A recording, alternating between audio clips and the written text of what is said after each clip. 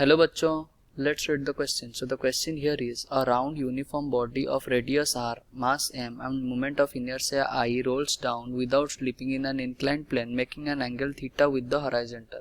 Its acceleration is. Okay, question में क्या पूछ रहा है? हमारे पास एक राउंड यूनिफॉर्म बॉडी है जिसका रेडियस दिया गया है, मास दिया गया है और मोमेंट ऑफ इनर्शिया I है और वो रोलिंग कर रहा है तो हमें निकालना है उसका एक्सेलरेशन. जो द की concept of question here is rolling without slipping. इसका कंडीशन क्या होता है? Rolling without sleeping. इसका कंडीशन क्या होता है? v equals to r into omega. Okay, ये हमारा रोलिंग विदाउट स्लीपिंग का कंडीशन है, या फिर हम ये बोल सकते हैं a equals to r into alpha. Okay, ये दोनों बोल सकते हैं.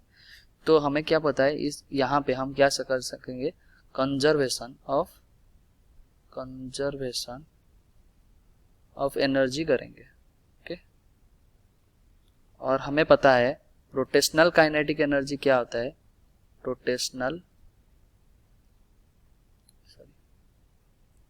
रोटेशनल काइनेटिक एनर्जी हमारा क्या होता है? Half into moment of inertia of the body I into omega square. Okay, तो क्वेश्चन में देख लेते हैं हमें क्या बोला गया है. हमारे पास एक ऐसे इंक्लाइंड प्लेन है. ओके, और यहाँ एक हमारा यूनिफॉर्म एक बॉडी है. ओके, एक यूनिफॉर्म हमारा बॉडी है. तो इसका मास है m, रेडियस है r, ये मान लो इसका रेडियस है r और मोमेंट ऑफ इनर्शिया है i. ओके, और ये कैसे मूव करेगा? ये रोल डाउन करेगा, इसमें रोलिंग करेगा. मतलब यहाँ क्या लग रहा होगा? इसको g साइन थीटा का फोर्स लग रहा है, क्योंकि ये क्या है हमारा? ये हमारा mg, ये हो गया mg साइन थीटा. और ये अगर रोल करेगा, मान लो ये हमारा हाइट है h. ओके, ये है हाइट h और ये जिसमें रोल कर रहा है इसका ये टोटल डिस्टेंस कवर कर रहा है नीचे आने के लिए. मान लो ये s है, ये है s और ये हमारा थीटा हो गया.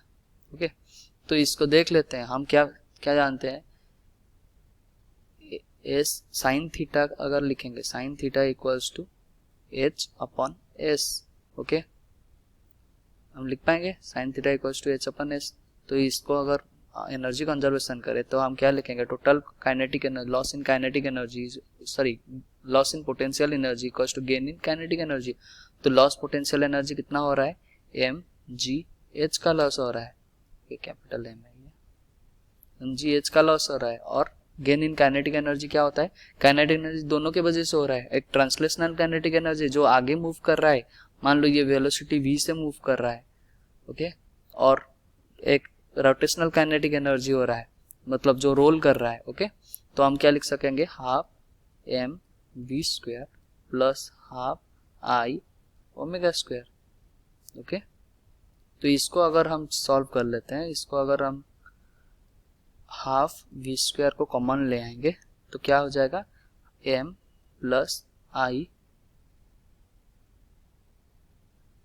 सॉरी यहाँ क्या कर लेंगे? यहाँ देखो, यहाँ हमारा ये रोलिंग का कंडीशन है, मतलब हम क्या लिखेंगे? ओमेगा के बदले v अपॉन r लिख लेंगे. Half into I into v square upon r square. अगर यहाँ से v हम कॉमन ले आएंगे, half v square whole into m plus I upon r square. Okay, तो इसको अगर हम इधर के साइड भेज देते हैं तो वी स्क्वायर हमारा क्या आ जाएगा? V square equals to m g h upon 2mgh upon m plus I upon r square. Okay, तो हम क्या जानते हैं?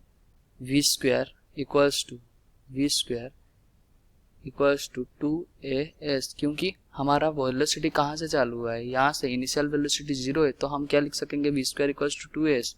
तो यहाँ से हम पता है हमें v square upon 2s equals to acceleration.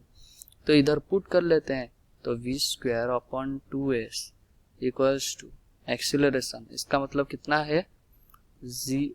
M g h upon m plus I upon r square whole into, okay, ये 2s। तो हमें क्या पता था यहाँ s equals to h upon sine theta, इधर से हमें पता चलता है।